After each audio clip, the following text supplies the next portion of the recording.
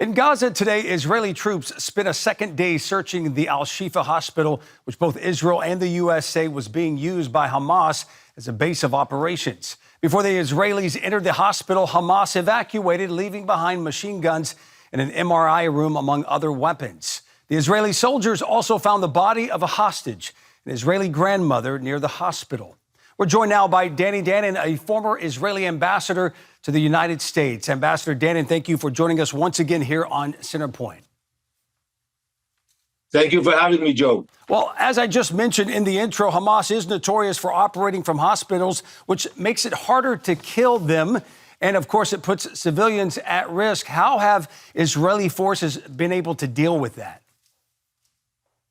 So, Joe, we heard so many criticism about the fact that we entered the hospital, the Shifa hospital. You know, leave aside the fact that we actually came with medicines and with medical experts to support the medical team in the hospital. But look what we found there. You know, beside the body of one of the hostages that was found nearby, inside the hospital, we found AK-47 in a medicine cupboard. I don't know which hospital you can find grenades behind an MRI machine. That's something which doesn't make any sense to us. It proves that Hamas uses facilities like hospitals, schools, mosques to operate against Israel, and we have no choice. We are going to hunt them down, and we're going to go everywhere we should, in order to bring back the Israeli hostages and to eradicate evil, to eradicate Hamas. Well, it sounds like you're going in the tunnels. In the last 24 hours, Israeli commandos not only identified but neutralized 160-plus Hamas terror tunnels. And it sounds like that is good news in the sense that it seems as if they're losing militants, but they're also losing ground, correct? That is correct. We are moving forward very slowly because we want to minimize the level of casualties to our troops and to the civilians in Gaza.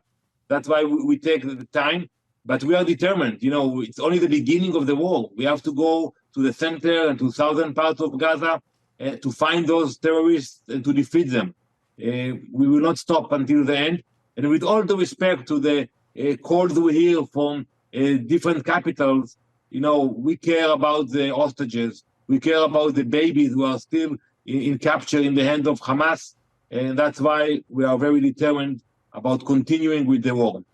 In the meantime, the supreme leader of Iran, in a meeting with Hamas leaders, said that he will not open up a war with Israel. That means that Hamas is losing backing of two of its biggest allies in that region, the backing of Hezbollah and now Iran. That seems as if that's good news as well for Israel. Well, we are very skeptical about any report coming out from Tehran or from Hezbollah. We don't trust them. They're very sophisticated. And we keep our eyes open to the northern border to see what's happening there. And we would advise Hezbollah not to try to challenge us. They will feel the might of the IDF if they will do so. And Lebanon will not look the same. So yeah, we are focused now on the fight against Hamas in the south. But at the same time, we still have a lot of troops in the northern border. A couple of weeks ago, Ambassador, when you were here on Centerpoint, you explained to our audience why a ceasefire wouldn't work. Since then, they have agreed, Israel, to daily 4-hour humanitarian pauses. How's that working right now? So basically, we encourage the population in the northern part of Gaza to move south. And the majority of them already did. More than 90% left northern Gaza. But you still have the tens of thousands of people who are still there next to the Hamas headquarters. So every day we allow different neighborhoods who wants to move out. We open a corridor for them, and we actually protect them because Hamas, they're trying to block them. They want them to stay and to use them as human shield. So we protect the civilians in Gaza who wants to move to the southern part where they can meet NGOs and receive shelter, and we will continue to do so.